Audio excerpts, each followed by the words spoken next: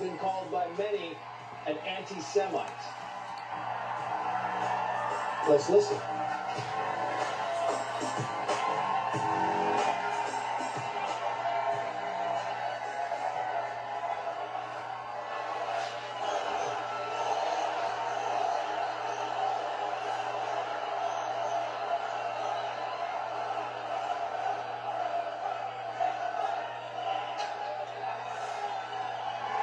Thank you, my friends.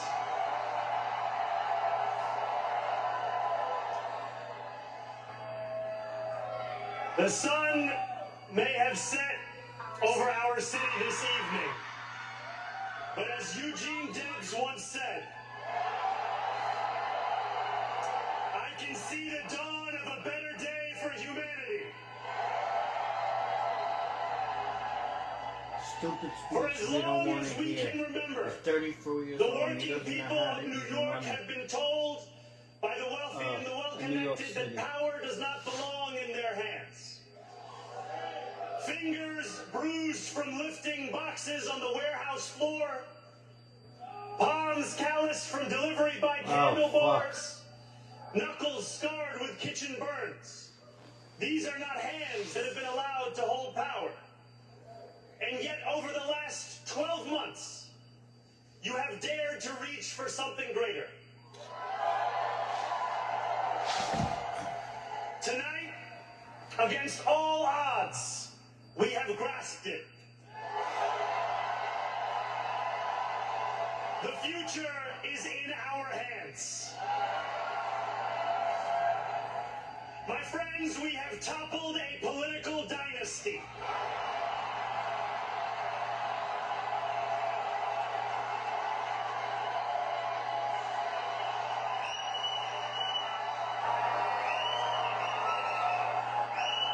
I wish Andrew Cuomo only the best in private life. What a fucking racist. But let tonight be the final time I utter his name. As we turn the page on a politics that abandons the many and answers only to the few.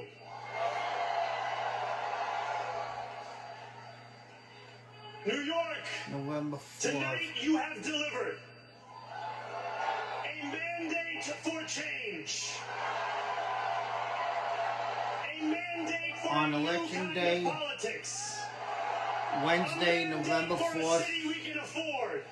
2025.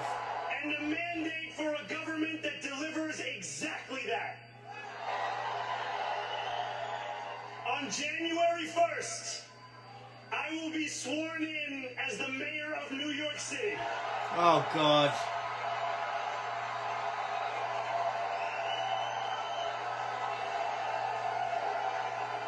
And that is because of you.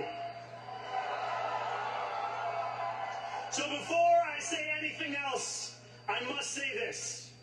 Thank you.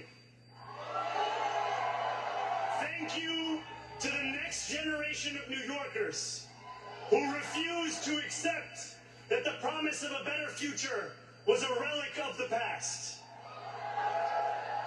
You showed that when politics speaks to you without condescension, we can usher in a new era of leadership. We will fight for you because we are you.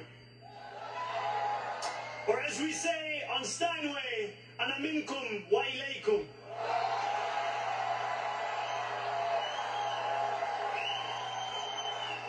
Thank you to those so often forgotten by the politics of our city who made this movement their own.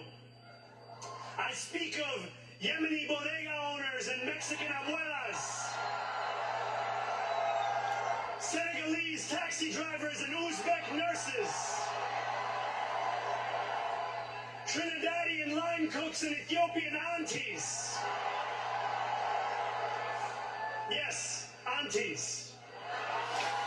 We are in deep trouble. To every New Yorker in Kensington and Midwood and Hunts Point, know this. This city is your city, and this democracy is yours too. This campaign is about people like Wesley, an $11.99 organizer I met outside of Elmhurst Hospital on Thursday night.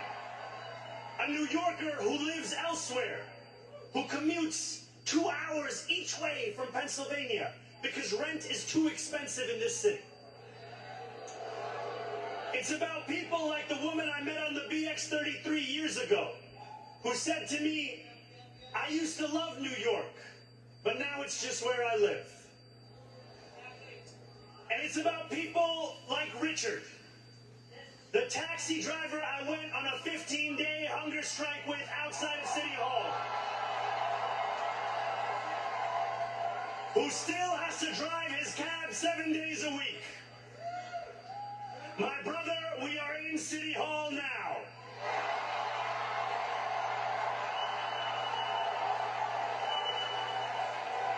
This victory is for all of them. And it's for all of you. The more than 100,000 volunteers who built this campaign into an unstoppable force. Because of you, we will make this city one that working people can love and live in again. With every door knocked, every petition signature earned, and every hard-earned conversation, you eroded the cynicism that has come to define our politics. Now I know that I have asked for much from you over this last year. Time and again, you have answered my calls. But I have one final request. New York City, breathe this moment in. We have held our breath for longer than we know. We have held it in anticipation of defeat. Held it because the air has been knocked out of our lungs too many times to count.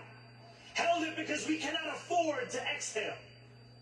Thanks to all of those who sacrificed so much, we are breathing in the air of a city that has been reborn.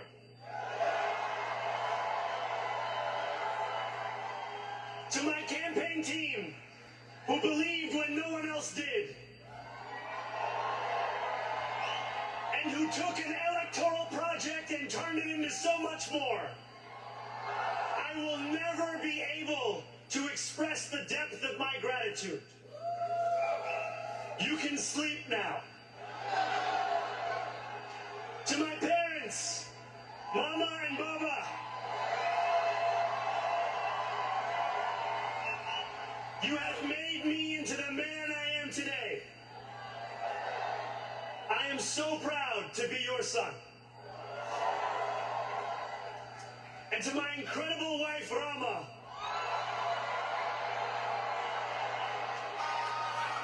Hayati, there is no one I would rather have by my side in this moment and in every moment. To every New Yorker, whether you voted for me, for one of my opponents, or felt too disappointed by politics to vote at all, thank you for the opportunity to prove myself worthy of your trust. I will wake each morning with a singular purpose: to make this city better for you than it was the day before. There are many who thought this day would never come, who feared that we would be condemned only to a future of less, with every election consigning us simply to more of the same. And there are others who see politics today as too cruel for the flame of hope to still burn. New York, we have answered those fears. Tonight we have spoken in a clear voice. Hope is alive. Hope is a decision that tens of thousands of New Yorkers made day after day. Volunteer shift after volunteer shift, despite attack ad after attack ad. More than 1 million of us stood in our churches, in gymnasiums, in community centers, as we filled in the ledger of democracy. And while we cast our ballots alone, we chose hope together. Hope over tyranny. Hope over big money and small ideas. Hope over despair. We won because New Yorkers allowed themselves to hope that the impossible could be made possible. And we won because we insisted that no longer would politics be something that is done to us. Now it is something that we do.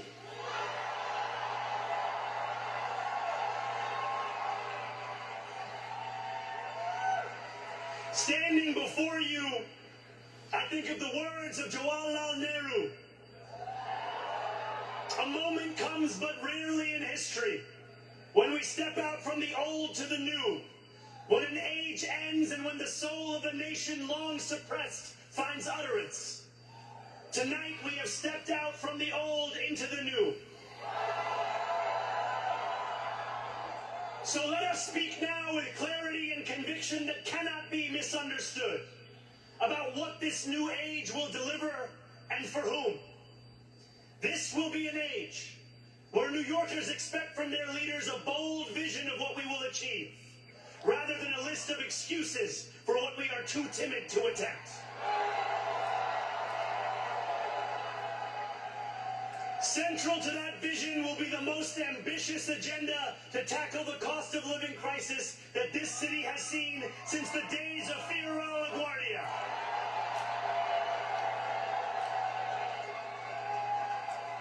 An agenda that will freeze the rents for more than 2 million rent-stabilized tenants.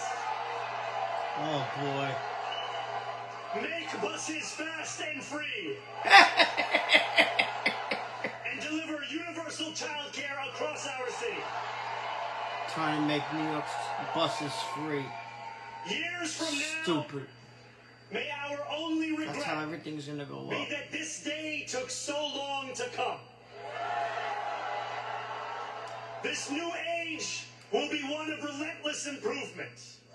We will hire thousands more teachers. We will cut waste from a bloated bureaucracy. We will work tirelessly to make lights shine again in the hallways of NYC developments where they have long flickered. Safety and justice will go hand in hand as we work with police officers to reduce crime and create a department of community safety that tackles the mental health crisis and homelessness crises head on. Excellence will become the expectation across government, not the exception. In this new age we make for ourselves, we will refuse to allow those who traffic in division and hate to pit us against one another. In this moment of political darkness, New York will be the light. Here, we believe in standing up for those we love.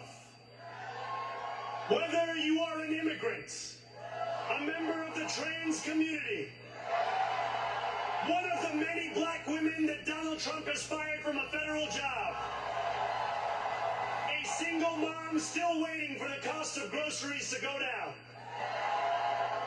or anyone else with their back against the wall, your struggle is ours too. And we will build a city hall that stands steadfast alongside Jewish New Yorkers and does not waver in the fight against the scourge of anti-Semitism. What about Americans? Where the more than 1 million Muslims know that they belong. Oh, God. Not just in the 5 boroughs of this city, but in the halls of power. Oh, boy. No more will New York be a city where you can traffic in Islamophobia and win an election. Woo, you racist man.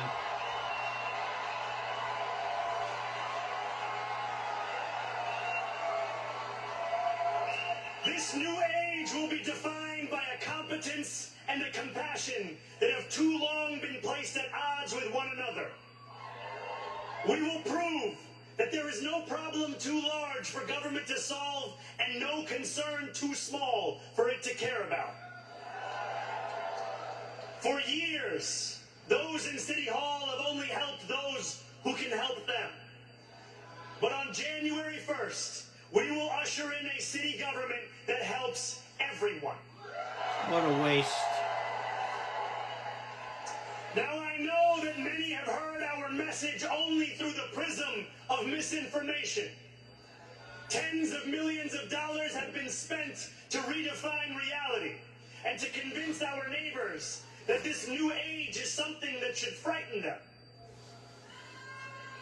As has so often occurred, the billionaire class has sought to convince those making $30 an hour that their enemies are those earning $20 an hour.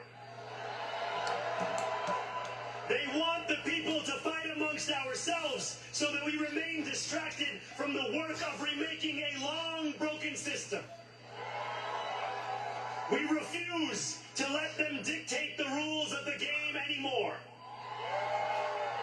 They can play by the same rules as the rest of us. Together, we will usher in a generation of change. And if we embrace this brave new course, rather than fleeing from it, we can respond to oligarchy and authoritarianism with the strength it fears, not the appeasement it craves. After all, if anyone can show a nation betrayed by Donald Trump how to defeat him, it is the city that gave rise to him.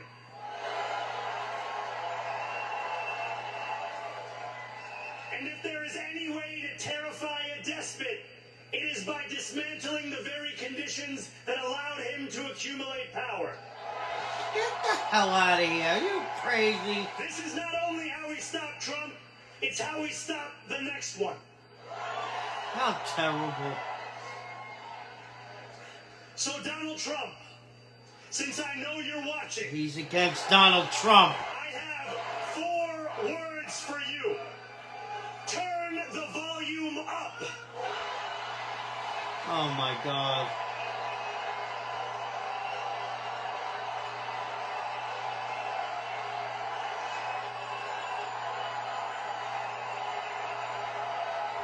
This guy's crazy.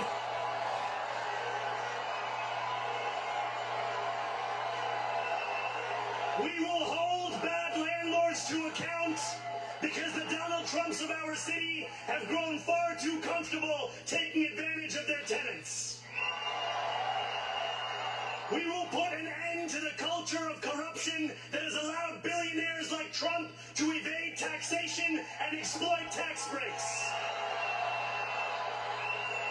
We will stand alongside unions He's and terrible expand going labor against Trump. protections because we know, just as Donald Trump does, that when working people have ironclad rights, the bosses who seek to extort them become very small indeed. New York will remain a city of immigrants, a city built by immigrants. Get the hell out of here. By immigrants. It's built by immigrants. Americans built in New York City, not immigrants. Led by an immigrant.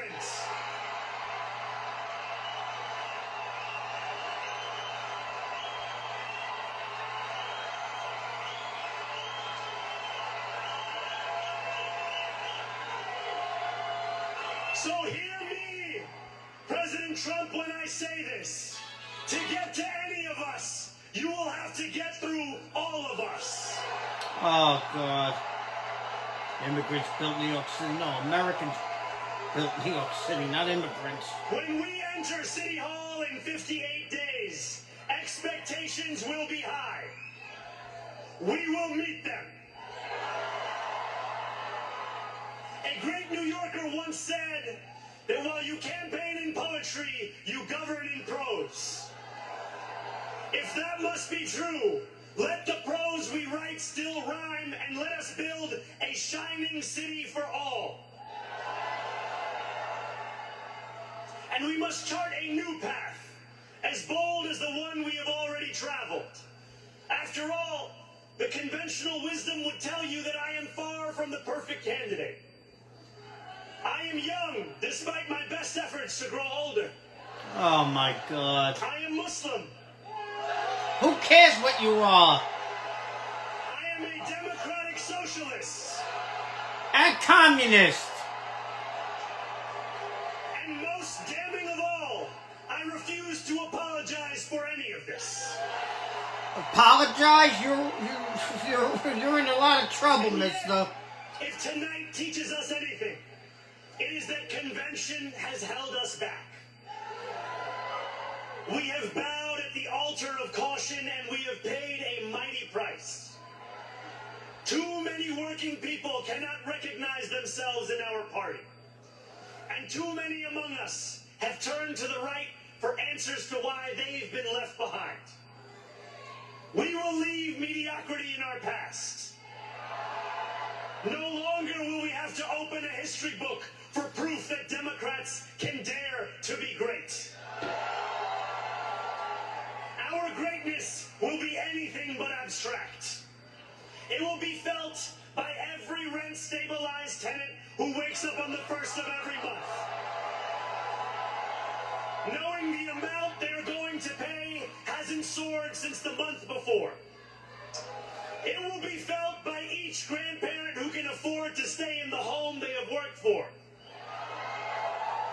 and whose grandchildren live nearby because the cost of childcare didn't send them to Long Island.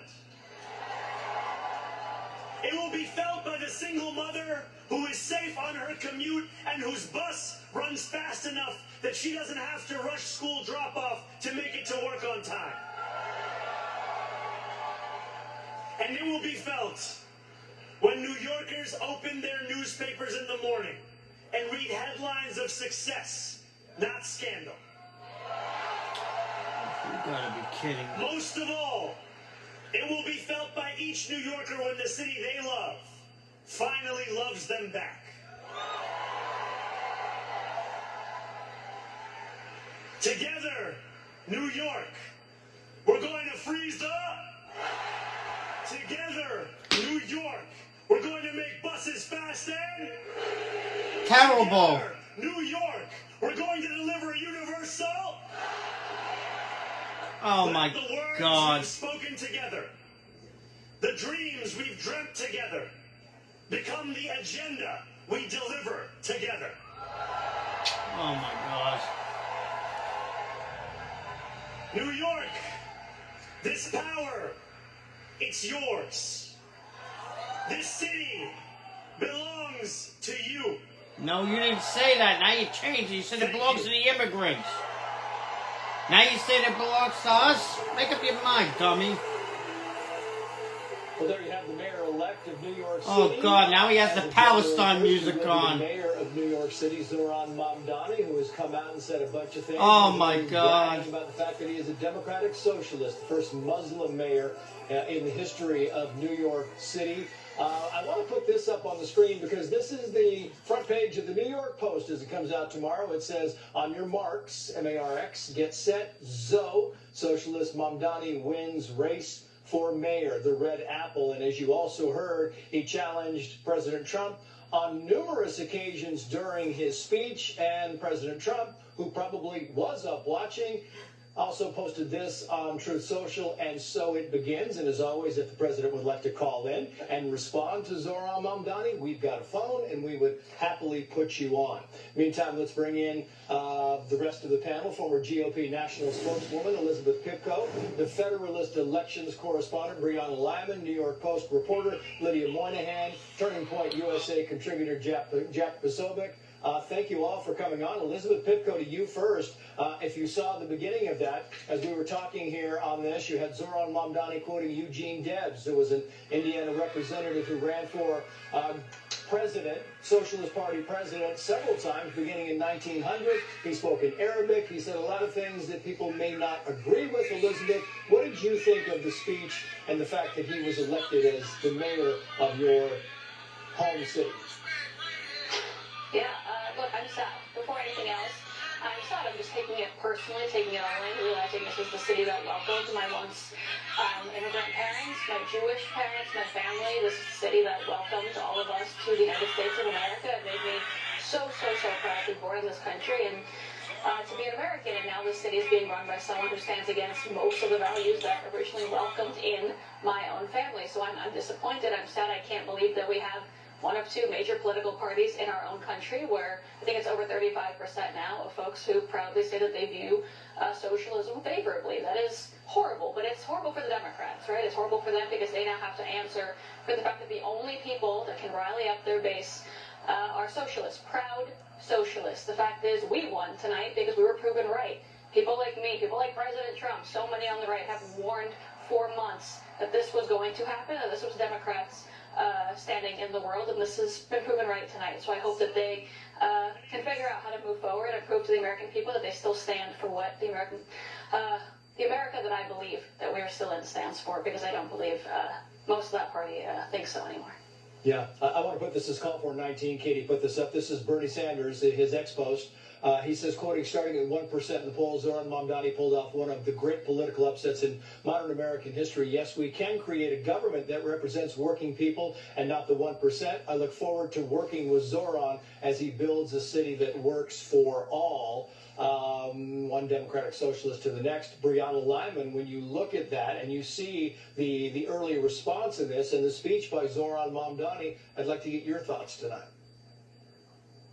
Yeah, Trace, I think I quoted some stuff he wrote. One of the first things he said is, we are toppling the political dynasty. It is a mandate for a new kind of politics, and we've stepped out from the old into the new. Let's be clear, Democratic leadership like Hakeem Jeffries, even those who have endorsed Mamdani, have tried to say, we're not actually moving towards a socialist party as a whole. That was proven false tonight. The Democratic Party is the party of socialists. There was a recent poll out from Data for Progress, a left-wing organization. It found 51% of likely Democratic voters preferred the Sanders, AOC, Zohran Mamdani types over people like Chuck Schumer, Hakeem Jeffries, Nancy Pelosi. The Democratic Party is moving left. They're moving organized. They're organized, and they're radical. The other thing I want to mention that just really bothered me is Mamdani kept talking about, we are a city of immigrants. I'm an immigrant mayor. We won this because of immigrants. We lost New York City because we lost control of our borders. Legal immigration is okay, but we have to make sure that when we import people, we are importing people who are capable of self-governance. If you voted for Mamdani, whether you are an immigrant or not, you are incapable of self-governance, because socialists do not believe in self-governance. And that is what's so important tonight to take away from this, that we have to keep a focus on legal immigration, because this is what happens. And it seems to me, Lydia Moynihan, like Brianna says here, the Democratic Party is going so quickly to the left. But if you watch Zohran Mamdani's speech, it appears proudly going that far to the left. For anyone who thought that he was somehow going to moderate his views, that's clearly not what happened tonight. Opening the speech with a quote from a self-proclaimed Bolshevik, Eugene Debs, who started the Socialist Party here in America. He went on to say that his parents were his inspiration, who he was doing this for. His father has said that we need to destigmatize suicide bombers. His mom had said that Zohran is not really, truly an American. And it's notable, too, that the final ad that he played in this campaign was in Arabic. So no interest, it seems like, in his part, assimilating to the culture here, or to the culture of the Democratic Party that up until now has tried to be a bit more moderate. But it's going to be really interesting to see what happens in the coming months. I think we're going to have, he said, to get 100,000 volunteers. I think we're going to have 100,000 volunteers and many more New Yorkers who are extremely disillusioned when he is unable to deliver any of the promises that he's made, because socialism always fails. So I think this is an opportunity for those on the right to step up and come up with solutions and a way to market the Republican Party as smart and talk about affordability, talk about some of these issues that resonate. And if anything, I think that this will hopefully be an opportunity for the GOP. Yeah, meantime, I want to bring in Jack Posobiec here because Turning Point USA contributor. He was also former military intel. Jack, I want your thoughts. I know that you could speak on the Jack Ciattarelli campaign, and we'll do that in a bit. But I want your thoughts on Zohran Mamdani. What do you think? What would Charlie Kirk think of this speech tonight, of this candidate being placed into New York City's top position? Well, Trace, look, I was going through some of the old conversations I had with Charlie and Charlie's own tweets. Charlie was talking about Zohran Mamdani right up until just about 2 days before Charlie himself was murdered. I found this tweet from him that was just up September 8th, so 2 days before, where Charlie had said that Mamdani, if he wins, will usher in a crime wave, the likes of which New York had not seen since the 1990s. And sadly, I think Charlie is going to be proven correct. And it's very interesting because when you look at it, Charlie and Mamdani were roughly similar in age. Charlie would have been 32, Mamdani is 34, but they were the polar opposites in terms of what they offered for their political agendas. Mamdani, this is resentment politics. This is grievance politics. This is, you have something and I'm going to take it from you and give it to my supporters. Whereas Charlie was all about living a life centered on God, centered on country, centered on family, centered on building yourself and others up. And it's a completely separate agenda from what the two sides were offering to their various young groups and young voters. Yeah. Elizabeth Barkahana, what do you think of this? Well, what I heard in that speech was revolutionary language, and I think that the revolution of the Democratic Party is complete now, that the socialists have taken over the leadership of their party. He is declaring himself the face of it, let alone if the party is going to go along with it. They don't have a choice because the enthusiasm, as you said, is all behind AOC, Mamdani, and all the other socialists throughout the country that are gaining momentum. And the establishment, it's undeniable. They can't compete with that. So they're going to have to figure out a way to just bring them all into the fold together. And